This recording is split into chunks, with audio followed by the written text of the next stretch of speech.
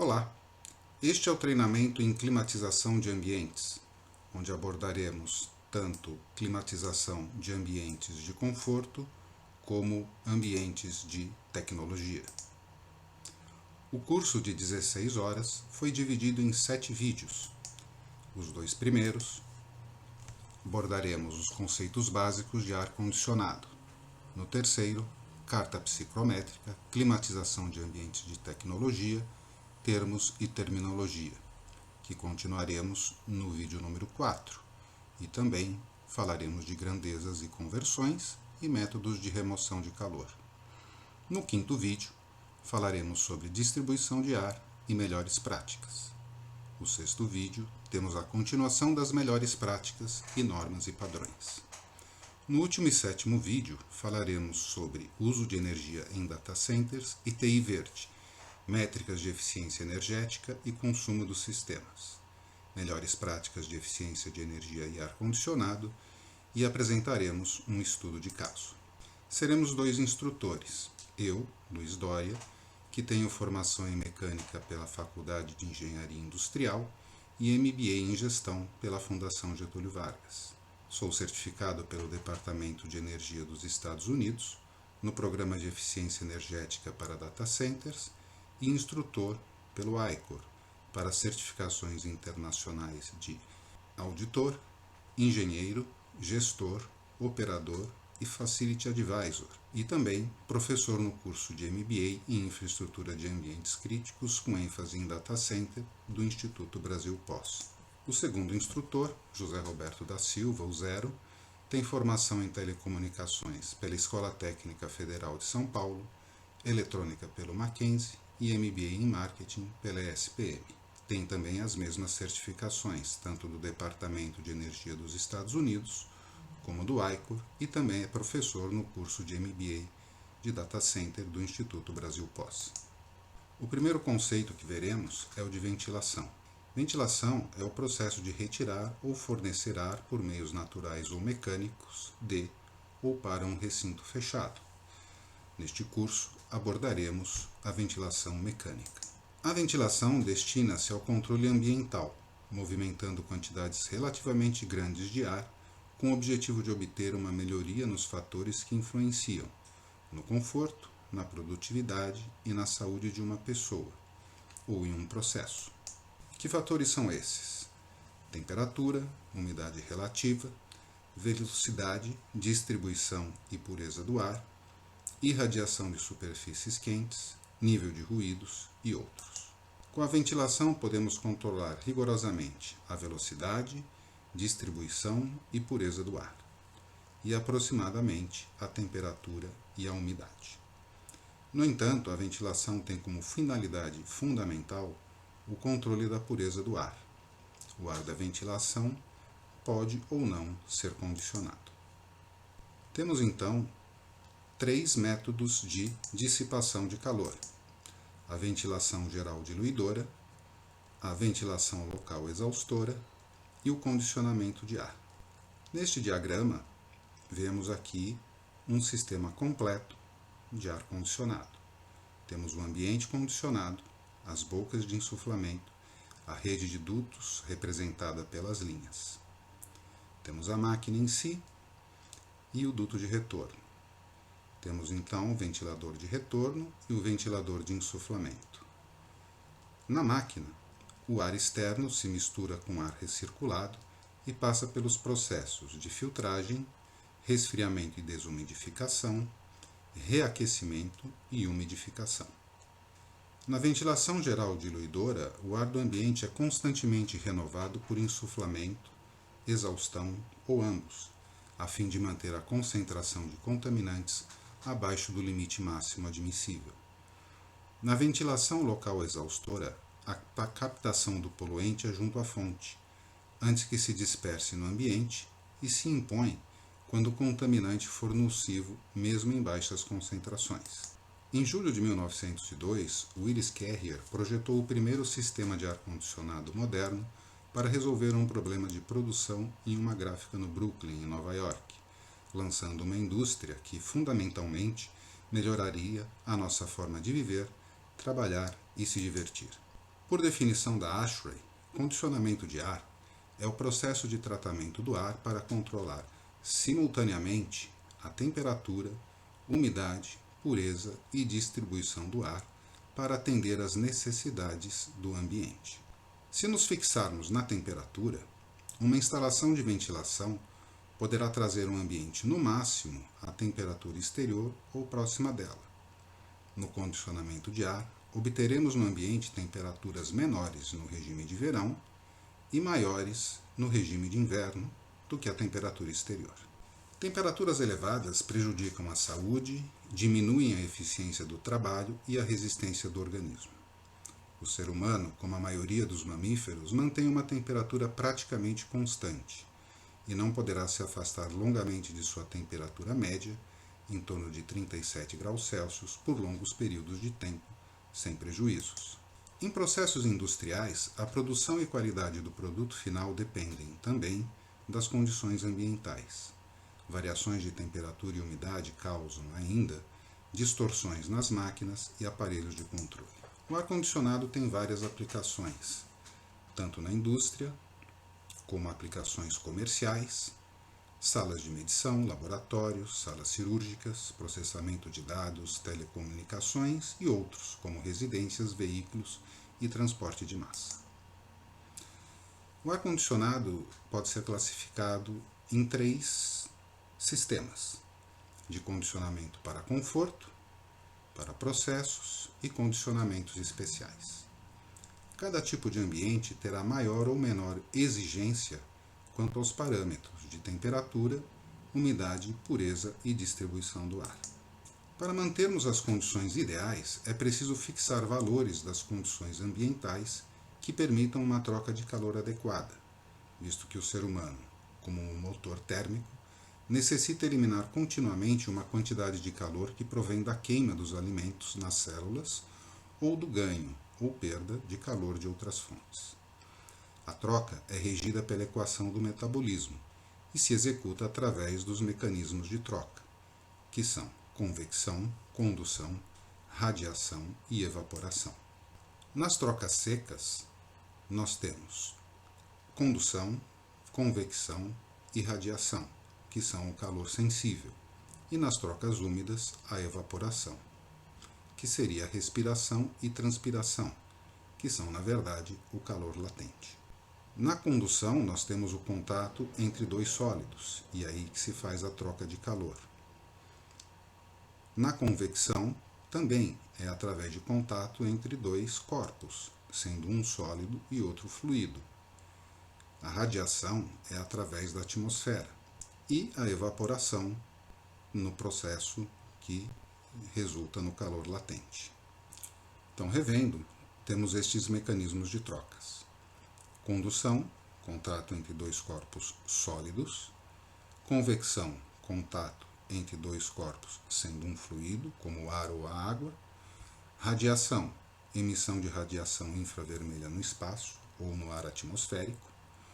Evaporação, que é a mudança de fase líquida para vapor.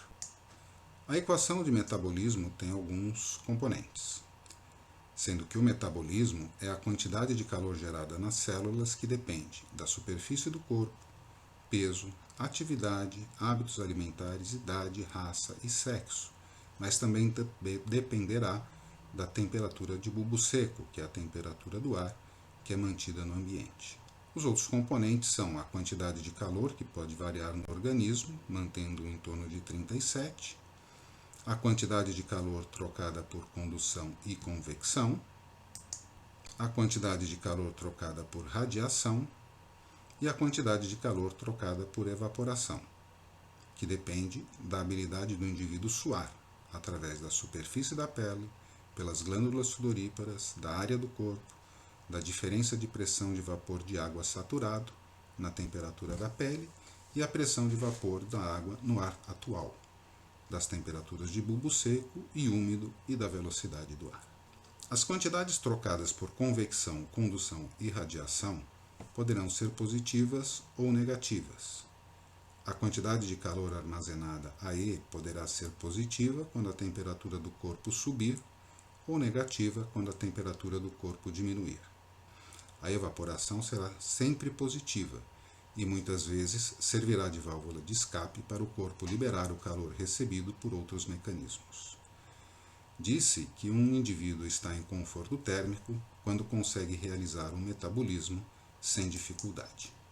Conforto térmico nada mais é que o estado da mente que expressa satisfação do homem com o ambiente térmico que o circunda, por definição da Ashray.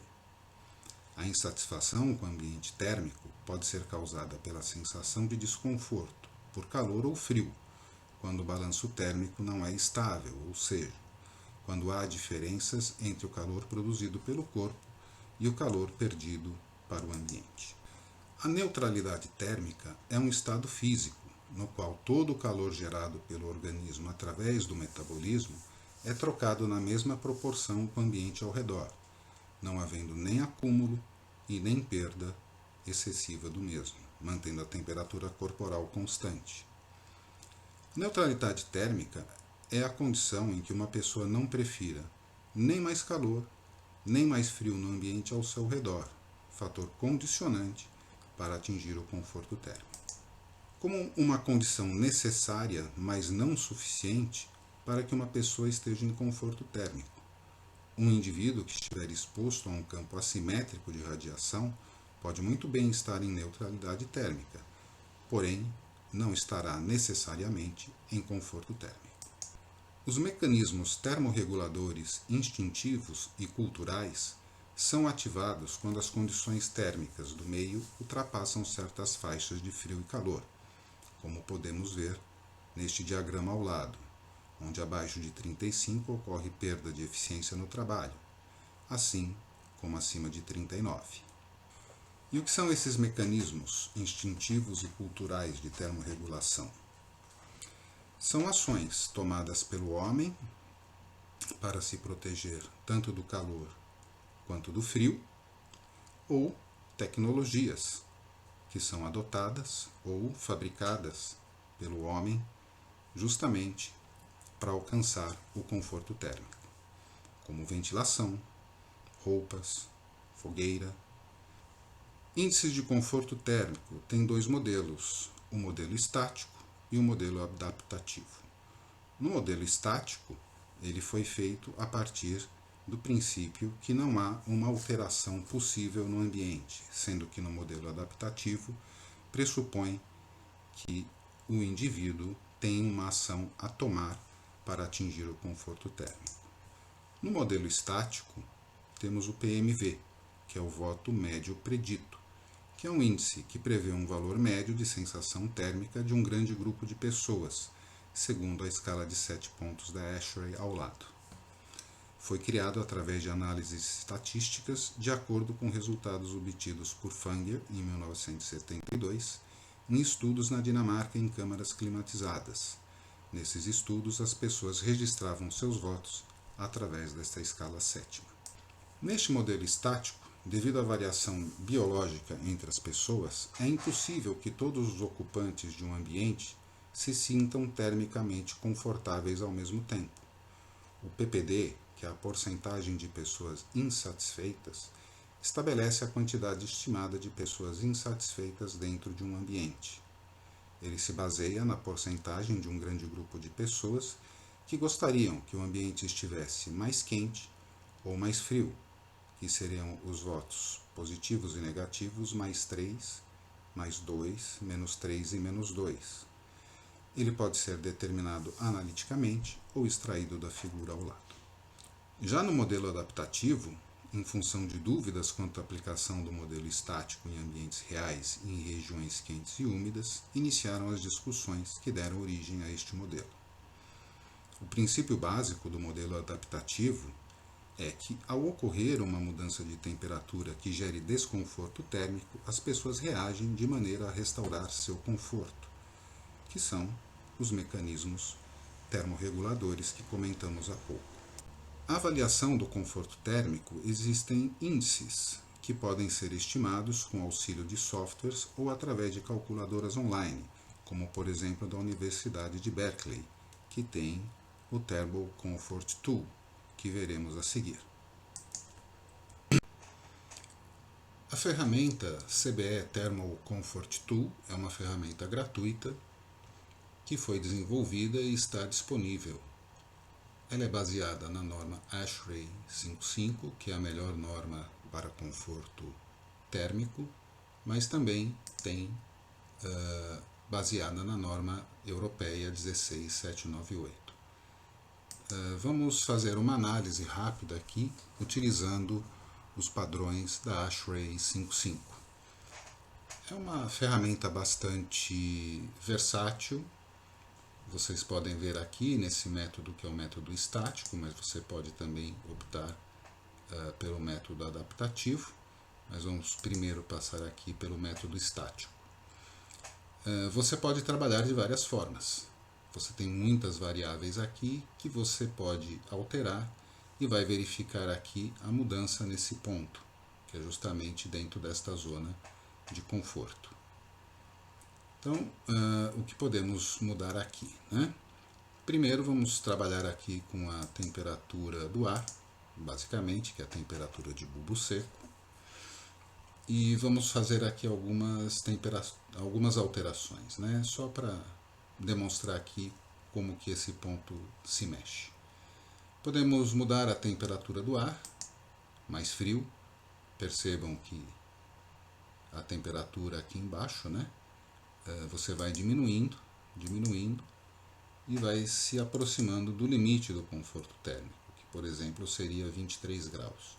Como que eu restabeleceria isso, né?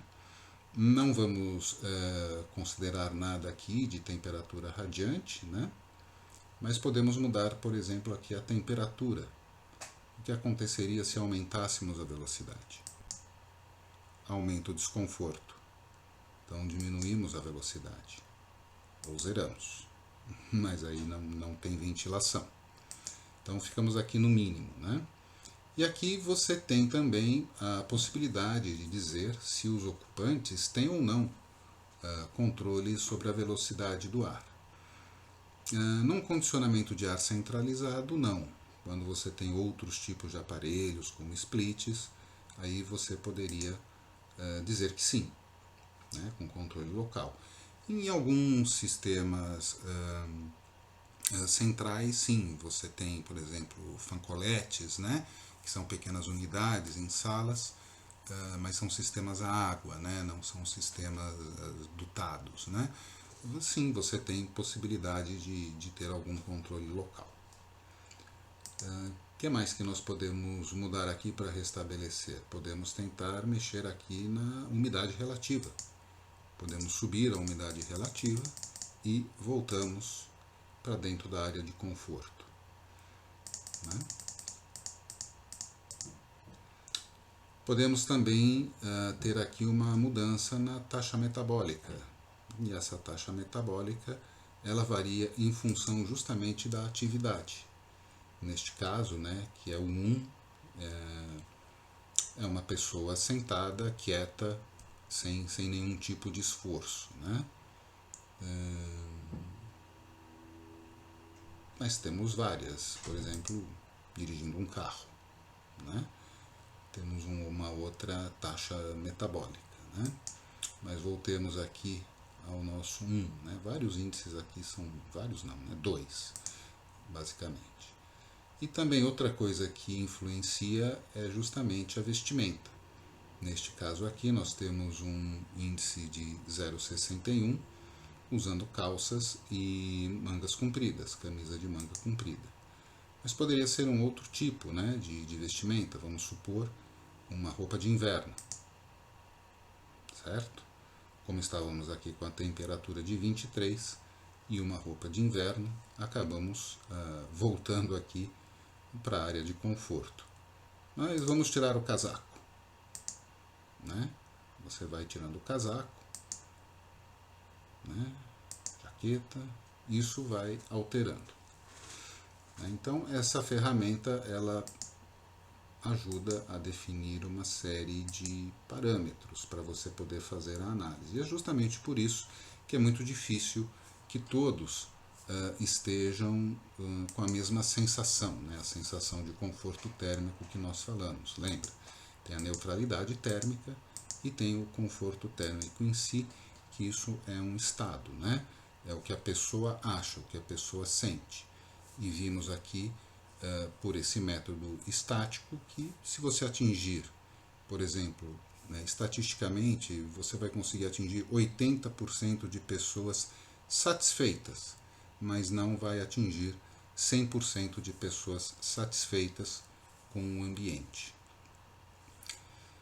Bom, o que mais que nós temos aqui? Poderíamos variar, mas isso é uma coisa que vocês podem fazer e incentivo que vocês façam isso depois para conseguir determinar as condições de conforto térmico de um determinado ambiente. Só para darmos uma olhada no método adaptativo, temos menos variáveis, certo? Temos menos variáveis aqui que nós poderíamos trabalhar. Mas ok, é isso. Eu espero que depois vocês entrem, é uma ferramenta gratuita. Ela tem outras abas aqui que vocês podem depois pesquisar e entender como que ela funciona melhor. Já no condicionamento para processos, a finalidade de manter as condições adequadas está relacionada com a produção e a qualidade do produto final. Dependendo do processo, você tem que ter um maior ou menor rigor no controle de uma das condições, temperatura, umidade, pureza e distribuição, enquanto as demais poderão ser controladas relativamente. Muitas vezes não é possível conciliar as condições ideais de processo com as de conforto para o trabalhador. Os condicionamentos para o processo, nós temos algumas necessidades, vamos destacar algumas aqui, como manter o equilíbrio de umidade de um material, manter uniformidade do produto e qualidades físicas, evitar eletricidade estática, controlar velocidade de reações químicas, biológicas e velocidade de cristalização, evitar corrosão e outros processos de superfície e manter a aparência do produto convenientemente. Em condicionamentos especiais, onde incluímos aí as salas de computadores e telecomunicações, conservação de produtos, sala de hospitais, laboratórios e outros, também, como no condicionamento de processos, muitas vezes não é possível conciliar condições do local requeridas pelo ambiente com as de conforto para o trabalhador. Como escolher as condições internas do ambiente climatizado? No condicionamento para conforto, várias combinações de temperatura, umidade, velocidade do ar e temperatura de superfícies possibilitam troca adequada de calor e indicam a mesma sensação de conforto térmico. Vários índices foram criados estatisticamente pela combinação dos fatores, e dentre eles temos a temperatura efetiva, definida como a temperatura do ar saturado, e velocidade entre 4,6 e 6,1 metros por minuto, que dá a mesma sensação de conforto do ambiente estudado, com temperatura, umidade e velocidade quaisquer. Foram construídos diagramas de conforto que relacionam temperatura, umidade e temperatura efetiva para uma faixa estreita de velocidade e que indicam estatisticamente as melhores condições de conforto. Essas condições ideais, ou a escolha de temperatura efetiva, estarão sempre vinculadas ao tipo de atividade, ao sexo, idade, roupas, permanência no recinto, clima e condições externas. Dificilmente o ar-condicionado irá satisfazer todos os ocupantes. Alguns sistemas permitem controle mais individualizado, mas tem custo mais elevado, instalação mais complexa e com uma grande variação das condições externas, até mesmo em um mesmo dia, exigem conhecimento mais profundo para a regulagem dos equipamentos condicionadores. A norma ABNT-NBR 16401 prevê condições de conforto térmico para alguns ambientes. Indicações mais elaboradas são encontradas nas publicações da ASHRAE, como vimos, a ASHRAE 55. Deve-se considerar que o ponto ideal dentro da zona de conforto irá variar, e até ao longo do dia, com as condições externas de verão ou inverno, que irão afetar a insolação do perímetro, as roupas que os ocupantes estarão utilizando e a sensação de conforto térmico, para o mesmo nível de atividade e velocidade do ar. Então é este diagrama, esta carta. Esta carta aqui, este gráfico, ele vale até 2.100 metros de altitude sobre o nível do mar e por uma velocidade de até 0,22 metros por segundo, com roupas e atividades médias. E temos aqui uma zona de conforto estreita, né? Podemos observar que ela vai mais ou menos aqui de, digamos, 23 a 25 graus Celsius e umidade relativa entre 20 e 60%. Bom, o que vimos há pouco é justamente uma ferramenta que faz exatamente este trabalho. Você entra com todas as variáveis e ela tem as cartas definidas eletronicamente conforme você vai fazendo a variação. Mas existem as cartas tradicionais. No condicionamento para processos e especiais. Nesses casos, as condições serão escolhidas para atender às necessidades específicas dos ambientes, procurando-se, no entanto, conciliar essas condições com a presença humana e, se isso não for possível, limitar o tempo de permanência de pessoas, em conformidade com a NR15, legislação trabalhista e Organização Mundial da Saúde. Fontes de calor. Quando colocamos em contato dois corpos que estão em temperaturas diferentes, podemos observar que a temperatura do corpo mais quente diminui e a do corpo mais frio aumenta, até o momento em que ambos os corpos apresentem temperatura igual. Esta reação é causada pela passagem de energia térmica do corpo mais quente para o corpo mais frio. A transferência de energia é o que chamamos de calor. Como vimos, temos dois tipos de calor.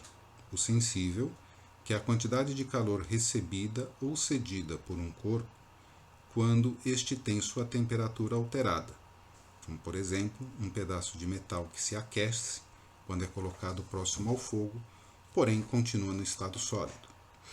E o calor latente, que é a quantidade de calor que, ao ser fornecida ou retirada de um corpo, não altera a sua temperatura, mas causa mudança de estado físico, como por exemplo, derreter do gelo, em que é possível ver a água no estado sólido e líquido à mesma temperatura.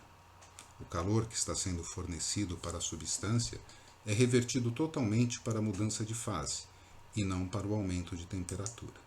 Nesta curva de aquecimento, toda substância pura pode ter a sua curva de aquecimento facilmente determinada.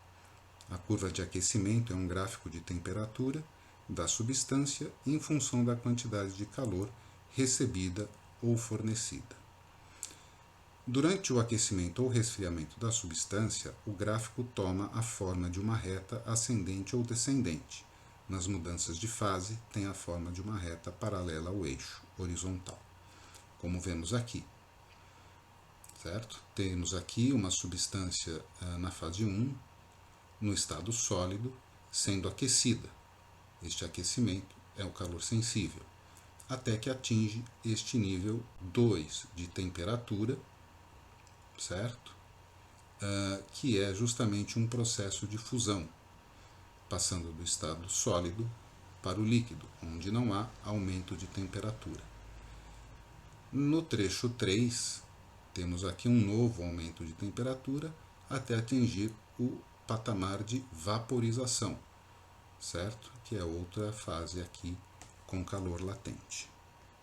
Ao avaliar o sistema de refrigeração, é importante entender a fonte de calor. Como e que tipos de calor estão sendo gerados? Quais os métodos estão disponíveis para remover o calor? Qual é o ambiente em torno da fonte de calor? E qual é a temperatura de falha crítica, a temperatura limite? O efeito Joule é um fenômeno físico que consiste na conversão de energia elétrica em calor sensível. Esse fenômeno ocorre quando algum corpo é atravessado por uma corrente elétrica. A partir da lei de Joule, é possível calcular a quantidade de calor dissipada por um condutor que é atravessado por uma corrente elétrica. Em ambientes de escritório, tipicamente, temos algumas fontes de calor latente e outras tantas de calor sensível.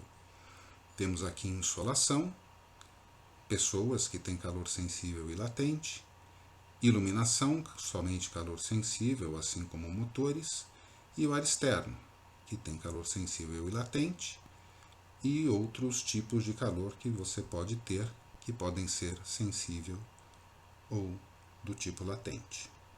Em ambientes de tecnologia construído conforme normas e padrões, você só terá calor latente se você tiver tomada de ar externo.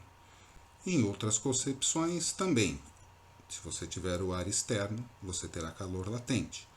Mas são ambientes que se caracterizam por não ter a presença de pessoas. Não ter a presença de pessoas trabalhando de forma contínua, não a presença eventual. Mas nessa concepção que não atende normas e padrões, você pode ter outros equipamentos na sala, como o no-break, o PS, quadros elétricos ou condicionadores de ar, e até outros equipamentos que vão acrescentar o que chamamos de carga térmica e que veremos nos próximos vídeos. Muito obrigado por assistir esse primeiro vídeo e espero que continuem assistindo o nosso curso.